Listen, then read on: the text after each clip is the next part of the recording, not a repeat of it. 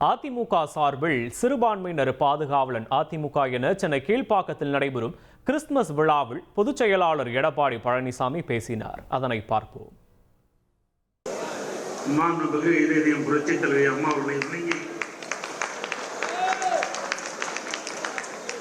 இந்த இனிய கிறிஸ்துமஸ் விழாவில் துவக்க ஜெபம் ஆற்றிய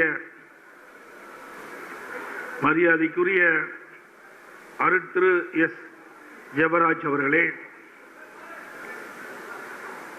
இந்த இனிய கிறிஸ்துமஸ் விழாவில் கிறிஸ்துமஸ் ஆசிரும் வாழ்த்து செய்தியும் வழங்கிய மரியாதைக்குரிய அருட்தந்தை ஜி.ஜே. அந்தோணிசாமி மற்றும் மரியாதைக்குரிய அருட்திரு எஸ். ராபின் ராஜ்குமார் அவர்களே, கிறிஸ்துமஸ் செய்தி வழங்கிய மரியாதைக்குரிய அருட்திரு முனைவர் பி. எட்வின் ஏசுராஜ் அவர்களே, இந்த நிகழ்ச்சியிலே பைபிள் வாசித்த பேராயர் மரியாதைக்குரிய முனைவர் கே. மேசக் ராஜா அவர்களே, நிகழ்ச்சியிலே நிறைவு ஜெபம் நிகழ்த்த இருக்கின்ற மரியாதைக்குரிய பேராயர் முனைவர் டி.பி. நோவா யுவனராஜ் அவர்களே, இந்த நிகழ்ச்சியிலே அனைவருக்கும் வரவேற்புரை ஆற்றிய மரியாதைக்குரிய சகோதரர் மாநில உறுப்பினர் திரு இன்பதுரை அவர்களே, காலத்துடைய நேரம் கருதி சுருக்கமாக கருத்துக்களை வழங்கி கிறிஸ்துமஸ் வாழ்த்துரை வழங்கிய முன்னாள் அமைச்சர் சகோதரர் பா. பெஞ்சமின் அவர்களே,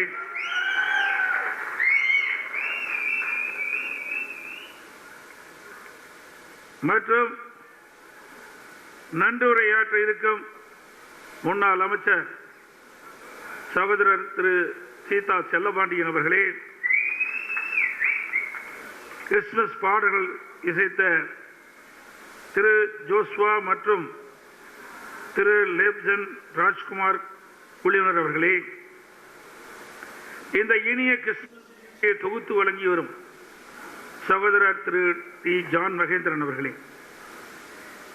எங்களுடைய அழைப்பை ஏற்று இங்கே இருந்து சிறப்பித்துக் கொண்டிருக்கின்ற புரட்சி பாரத்துடைய தலைவர் திரு ஜெகன்மூர்த்தி எம்எல்ஏ அவர்களே, இந்த கிறிஸ்துமஸ் பெருவிழா நிகழ்ச்சியிலே பங்கு பெற்று சிறப்பித்துக் கொண்டிருக்கின்ற தலைமை கழகத்துடைய நிர்வாகிகளே, தலைமை கழக சார்பணி செயலாளர்களே, மாவட்ட கழக செயலாளர்களே, கழக நாடாளுமன்ற உறுப்பினர்களே, கழக சட்டமன்ற உறுப்பினர்களே, கழக சமூக சான்றோர்களே, கிறிஸ்துவ பெருமக்களே,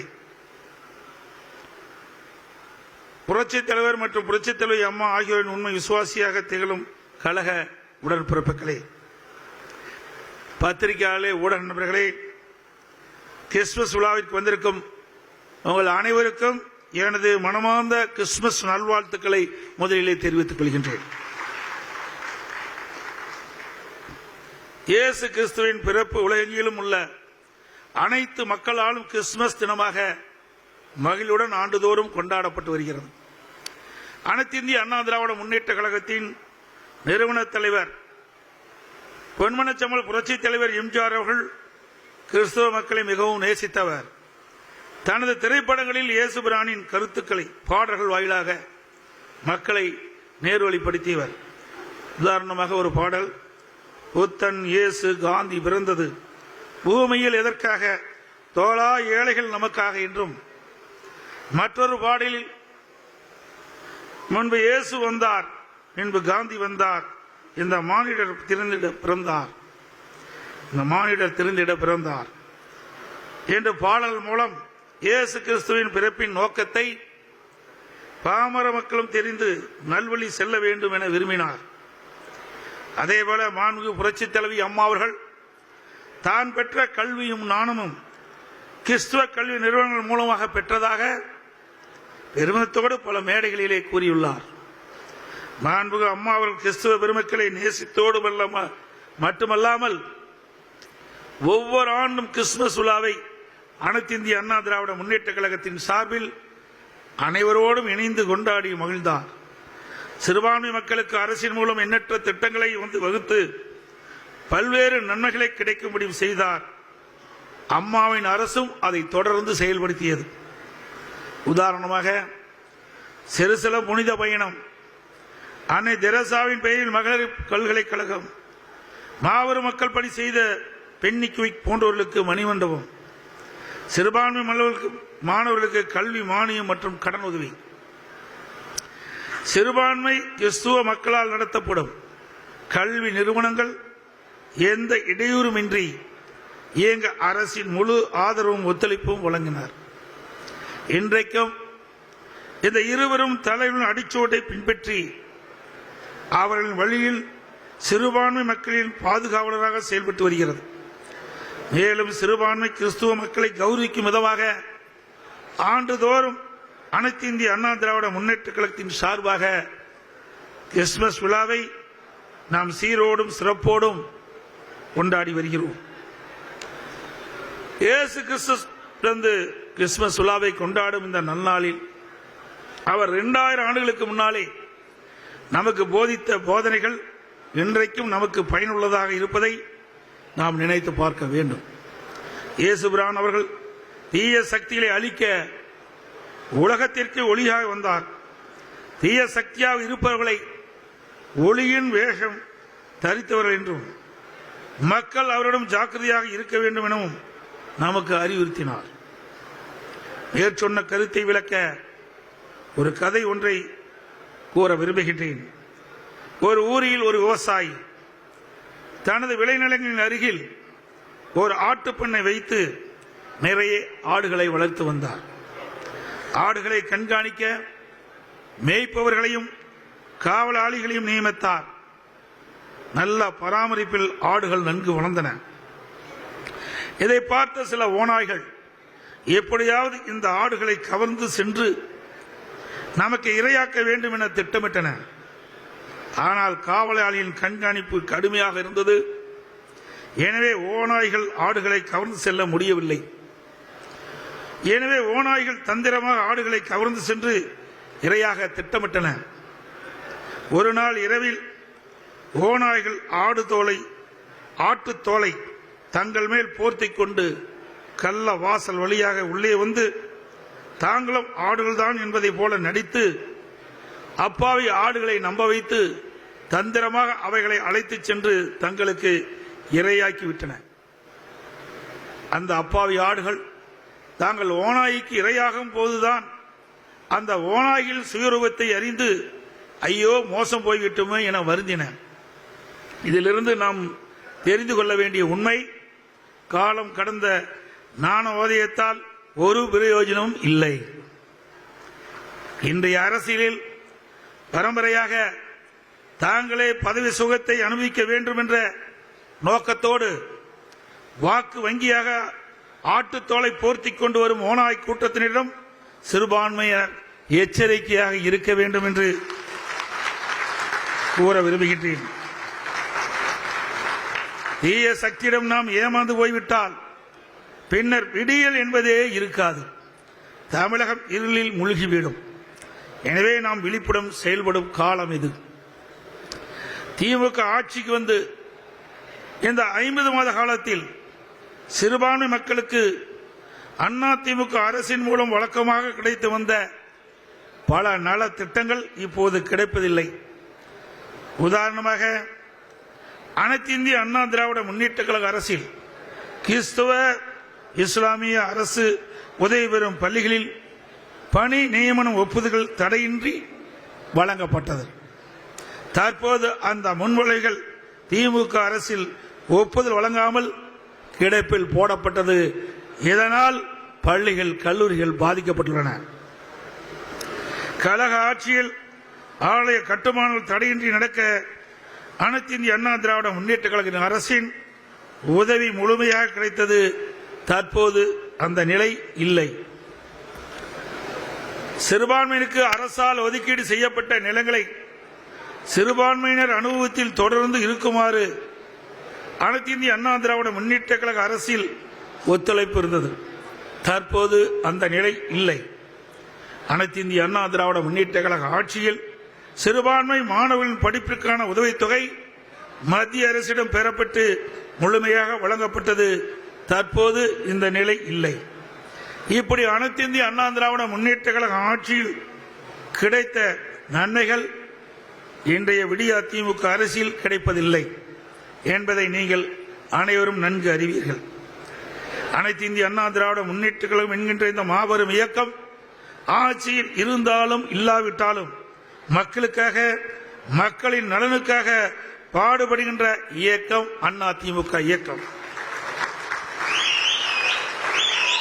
திமுக ஆட்சி என்பது விளம்பர மாடல் ஆட்சி, விடியலில்லா வெற்று ஆட்சி, மக்களுக்கு எதிரான ஆட்சி, மக்களை ஏமாற்றும் ஆட்சி. கமிஷன், கலெக்ஷன், கரப்ஷன் என்பதுதான் திமுகவின் தாரக மந்திரம்.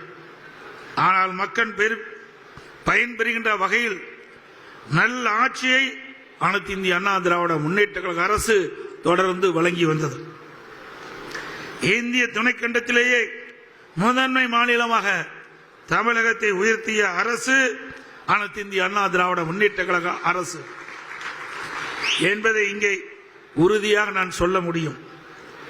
தங்களை சிறுபான்மையில் பாதுகாவலர் என்று சொல்லிக் கொள்பவர்கள் ஆட்சி அதிகாரத்தை பெற வேண்டும் என்பதற்காக, சிறுபான்மை மக்களின் வாக்குகளை தந்திரமாக பெறுவதற்காக கபடம் நாடம் ஆடுகிறார்கள். ஒரு சில அரசியல் மேடைகளே கடவுள் இல்லை என பேசுவார்கள். மற்றொரு மேடையில் எனது மனைவி கிறிஸ்துவர், எனவே நானும் கிறிஸ்துவர் தான் என பொய் பேசுவார். இன்னொரு மேடையிலே நாங்கள் இந்துக்களுக்கு எதிரி அல்ல என கூறி நடிப்பார்கள். இந்த கபட வேடதாரிகள் யார் என்பதை சிறுபான்மை மக்கள் புரிந்து கொள்ள வேண்டும். தமிழக மக்கள் நலனுக்காக அனைத்து இந்திய அண்ணா திராவிட முன்னேற்ற கழகம் மத்திய அரசின் திட்டங்கள் அனைத்தையும் தமிழகத்தின் முன்னேற்றத்திற்காக கிடைக்கப்பெற வேண்டும் என்பதே எங்களுடைய நோக்கம். சிறுபான்மை மக்கள் ஒன்றை தெளிவாக புரிந்து கொள்ள வேண்டும். அனைத்து இந்திய அண்ணா திராவிட முன்னேற்ற கழகம் என்கின்ற இந்த மாபெரும் இயக்கம் பொன்மனச்செம்மல் புரட்சி தலைவர் எம்ஜிஆர் அவர்களால் தொடங்கப்பட்டு இன்று வரை ஜாதி மதங்களுக்கு அப்பாற்பட்ட ஒரு சமூக நல்லிணக்க இயக்கமாக தொடர்ந்து செயல்பட்டு வருகிறது. இந்திய அரசியலமைப்பு சட்டத்தில் வலியுறுத்தப்பட்டுள்ள மதச்சார்பின்மை என்கின்ற கோட்பாட்டில் நம்பிக்கை வைத்து அதை கடைபிடிக்கின்ற இயக்கம் அனைத்து இந்திய அண்ணா திராவிட முன்னேற்ற கழக இயக்கம். நம்முடைய அனைத்து இந்திய அண்ணா திராவிட முன்னேற்ற கழகம் சகோதர உணர்வையும் அன்பையும் சமத்துவ சிந்தனைகளையும் தனது ஆன்மாவாகவும் இதயமாகவும் கொண்டு இயக்கமாகும். அதிலும் குறிப்பாக சிறுபான்மை மக்களின் உரிமைகள் இந்திய அரசியலமைப்பு சட்டத்தில் சொல்லப்பட்டபடி காக்கப்பட வேண்டும் என்பதில் என்றும் உறுதியாக இருக்கின்ற இயக்கம் அனைத்து இந்திய அண்ணா திராவிட முன்னேற்ற கழக இயக்கம். சிறுபான்மை மக்கள், சிறுபான்மை சமூகங்கள் எந்த வகையிலும் ஒரு அச்சுறுத்தலுக்கோ பலவீனத்திற்கோ உட்பட்டுவிடக் கூடாது என்பதில் பொன்மனச்செம்மல் புரட்சி தலைவர் எம்ஜிஆர் அவர்களும் இதயம் புரட்சி தலைவி அம்மா அவர்களும் உறுதியாக இருந்தார்கள். இருவரும் தலைவர்களின் அடிச்சுவடை பின்பற்றி சிறுபான்மை மக்களுக்கு பாதுகாப்பாக செயல்பட்டு வருகிறது அனைத்து இந்திய அண்ணா திராவிட முன்னேற்ற கழக இயக்கம். அந்த வழியில் நாங்கள் உறுதியாக பயணித்துக் கொண்டிருக்கின்றோம், பயணிப்போம். எத்தனை நெருக்கடிகள் எங்கிருந்து வந்தாலும் எங்கள் கொள்கையில் நாங்கள் எப்பொழுதும் உறுதியாக இருப்போம் என்பதில் யாருக்கும் சிறிதளவும் சந்தேகம் வேண்டாம். அனைத்து இந்திய அண்ணா திராவிட முன்னேற்ற கழகம் ஆட்சி காலத்தின் போது தமிழ்நாட்டில் சிறுபான்மை சமூக மக்களுக்கு எந்த ஒரு அச்சுறுத்தலும் இருந்ததில்லை. அம்மாவின் அரசு ஆட்சியில் இருந்தவரை சட்ட ஒழுங்கு திரைப்பட பாதுகாக்கப்பட்டதில் தமிழ்நாட்டில் ஜாதி இன மத மோதல்கள் நடைபெறவில்லை. அனைத்து இந்திய அண்ணா திமுக கூட்டணி என்பது தேர்தல் சமயத்தில் கட்சிகளுக்கு இடையே ஏற்படுத்திக் கொள்கின்ற ஒரு ஒப்பந்தம் மட்டுமே.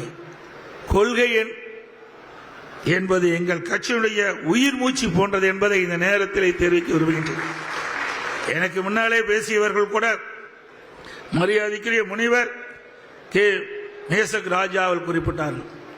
ஒவ்வொரு கட்சியும் தேர்தல் வருகின்ற பொழுது அந்த தேர்தலில் வெற்றி பெற வேண்டும் என்ற அடிப்படையில் தான் கூட்டணி வைப்பார்கள். அந்த அடிப்படையில் தான் அனைத்து இந்திய அண்ணா திராவிட முன்னேற்ற கழகமும் கூட்டணி வைக்கப்பட்டிருக்கின்றது. எனக்கு முன்னாலே அவர்கள் சொல்லினார்கள், 1999 நாடாளுமன்ற தேர்தலிலே திராவிட முன்னேற்ற கழகம் பாரதிய ஜனதா கட்சியோடு கூட்டணி வைத்தது. 2001 சட்டமன்ற பொதுத் தேர்தலின் போது திராவிட முன்னேற்ற கழகம் பாரதிய ஜனதா கட்சியோடு கூட்டணி வைத்தது. ஆக கூட்டணி என்பது அந்தந்த சூழ்நிலைக்கு ஏற்ப அமைக்கப்படுகின்றது. கொள்கை என்பது நிலையானது, அது அதிமுக இடத்திலே இருக்கின்றது என்பதை மட்டும் நான் தெளிவுபடுத்த விரும்புகின்றேன். எனவே சிறுபான்மை மக்கள் இதனை தெளிவாக புரிந்து கொள்ள வேண்டும் என்று அன்போடு இந்த நேரத்திலே கேட்டுக்கொள்கின்றேன். மேலும் கிறிஸ்துவ பெரும்பான்மை மக்களின் சிந்தனைக்காக ஒரு சிலவற்றை கூட்டத்தின் வாயிலாக தெளிவுபடுத்த விரும்புகின்றேன். அதிமுக ஆட்சியில் குறிப்பாக நான் முதல்வராக இருந்த காலகட்டத்தில் சிறுபான்மையர் நலன் முழுமையாக பாதுகாக்கப்பட்டது. கல்வி நிறுவனங்கள் செயல்பாடுகள் மற்றும் வளர்ச்சிக்கு அரசின் ஒத்துழைப்பு முழுமையாக இருந்தது. சட்ட ஒழுங்கு சரியாக பேணப்பட்டு சிறுபான்மை மக்களின் பாதுகாப்பு உறுதி செய்யப்பட்டது. சிறுபான்மை மக்களுக்கான நலத்திட்டங்கள் புதிதாக உருவாக்கப்பட்டு அவர்கள் மேம்பாட்டிற்கான வழிவகை செய்யப்பட்டது. பொய்யான தகவல்களை சொல்லி சிறுபான்மை மக்களை தொடர்ந்து ஏமாற்றி வரும் திமுக அரசின் கபட நாடகத்தை மக்கள் புரிந்து கொள்ள வேண்டும். சிறுபான்மை மக்களுக்கு என்று எந்த ஒரு நன்மையும் செய்யாமல் வாய்ச்சவடால் பேசி வாக்குகளை மட்டும் பெறக்கூடிய தந்திரவாதிகள் திமுகவினர். எனவே நான் புரட்சி தலைவர் அவர்கள் திமுக ஒரு தீய சக்தி, மக்கள் விரோத ஏமாற்று பேர்வழிகள் என அடையாளப்படுத்தினார். புரட்சி தலைவர் அம்மா அவர்கள் தன் வாழ்நாள் முழுவதும் தீய சக்தியை எதிர்த்து போரிட்டார். விடியா திமுக ஆட்சி பொறுப்பேற்ற முதல் தமிழக மக்கள் பல்வேறு வகையில் துன்பங்கள் அனுபவித்து வருகின்றனர். குறிப்பாக பலமுறை இந்த ஆட்சியிலே மின் கட்டண உயர்வு, சொத்து வரி உயர்வு, குடிநீர் கட்டண உயர்வு, கட்டிடம் கட்டுவதற்கான அனுமதி கட்டணம் உயர்வு, தொழில் வரி உயர்வு, அத்தியாவசிய பொருட்கள் தாறுமாறாக விலை உயர்வு, கட்டுமான பொருட்கள் விண்ணை முட்டுகின்ற அளவுக்கு விலை உயர்வு, பதிவு கட்டணம் உள்ளிட்ட அனைத்து அரசு கட்டணம் உயர்வு, மணல் கொள்ளை, கனிம வளங்கள் கொள்ளை என்று தமிழ்நாடு மக்கள் இந்த ஆட்சியில் சொல்லன்னா துன்பங்களையும் துயரங்களையும் அனுபவித்து வருகிறார்கள். ஒருபுறம் விலைவாசி உயர்வு என்றால் அடிப்படை வசதிகள் எதுவும் இந்த ஆட்சியில் செயல்பட்டதில்லை. குறிப்பாக சாலையில் கடந்த 4 ஆண்டுகளாக புதுப்பிக்கப்படவே இல்லை. பேட்ச் பணிகள் மட்டும் நடைபெற்று வருகின்றன. சட்ட ஒழுங்கு அடியோடு சீர்குலைந்துள்ளது. சிறுமி முதல் முதியோர்கள் வரை யாருக்கும் பாதுகாப்பு இல்லாத ஒரு சூழலை இந்த விடியா ஆட்சியிலே. அம்மா ஆட்சியில் இந்திய அளவில் பெண்கள் பாதுகாப்பாக வாழ தகுந்த மாநிலம் பெருநகரம் நகரங்கள் என்று பெருமையாக நாம் பெற்றோம். ஆனால் திமுக ஆட்சியில் இந்த நிலை தலைகீழாக மாறியுள்ளது. தினமும் நாளிதழ்கள் மற்றும் ஊடகங்கள் கொலை, கொள்ளை, பாலியல் வன்கொடுமை மற்றும் போதைப்பொருள் நடமாட்டம் பற்றிய செய்திகள் வராத நாட்டிலே இல்லை. நான் எழுச்சி பயணம் மேற்கொண்ட பொழுது தூத்துக்குடி மாவட்டத்திற்கு சென்றேன். அங்க தூத்துக்குடியிலே மக்களை சந்திக்கக்கூடிய ஒரு வாய்ப்பை ஏற்படுத்தி கொடுத்தார்கள். அந்த மக்கள் சந்திப்பு நிகழ்ச்சியிலே 2 பேராயர்கள் கலந்து கொண்டார்கள். அப்பொழுது என்னுடைய மாவட்ட செயலாளரிடத்திலே நான் கேட்டேன், இவர்கள் என்ன கோரிக்கை வைக்கிறார்கள், ஏதாவது கடிதம் கொண்டு வந்திருக்கிறார்களா, அவருடைய எண்ணம் என்று கேட்டேன். அவர்களாக வந்தார்கள், அமர்ந்திருக்கின்றார்கள், அவர்கள் இன்னும் எங்களிடத்திலே தெரிவிக்கவில்லை என்று சொன்னார்கள். அப்பொழுது பேராயர்கள் நாங்களும் இந்த நிகழ்ச்சியிலே பங்கு பெற்று எங்களுடைய கருத்துக்களை உங்களிடத்திலே பகிர்ந்து கொள்வோம் என்று சொல்லி பேசினார். அப்பொழுது நாங்கள் பள்ளிகளை வைத்திருக்கின்றோம், கல்லூரிகளை வைத்திருக்கின்றோம். இன்று இருக்கின்ற மாணவர்கள் போதையிலே தள்ளாடி கொண்டிருக்கின்றார்கள், அவர்களை கண்டிக்க முடியவில்லை. ஆகவே இந்த இடத்தில் சொன்னால் சரியாக இருக்கும் என்று கருதி உங்களை நாடினோம். இதற்கு ஒரு விடிவு காலம் பிறக்க வேண்டும். உங்களுடைய ஆட்சி மலர்கின்ற பொழுது இதற்கு ஒரு தீர்வு காண வேண்டும் என்று பகிரங்கமாக வந்து மேடையிலே அவருடைய கருத்துக்களை தெரிவித்தார். அப்படிப்பட்ட ஆட்சி தான் திராவிட முன்னேற்ற கழக ஆட்சி. எனவே மக்கள், குறிப்பாக சிறுபான்மை சமுதாய மக்கள் வருகின்ற தேர்தலில் விழிப்போடு செயல்பட்டு தீய சக்திகளை அடையாளம் கண்டு அவர்களை ஆட்சி அதிகாரத்திலிருந்து அப்புறப்படுத்தி தமிழகத்திலே நடக்கின்ற சீர்கேடுகளை களைய அனைத்து இந்திய அண்ணா திராவிட முன்னேற்ற கழகத்தோடு அனைத்து இந்திய அண்ணா திராவிட முன்னேற்ற கழகத்திற்கு முழு ஒத்துழைப்பு நல்குமாறு அனைவரையும் அன்போடு இந்த நேரத்திலே கிறிஸ்தவ பெருமக்களை கேட்டுக்கொள்கின்றேன்.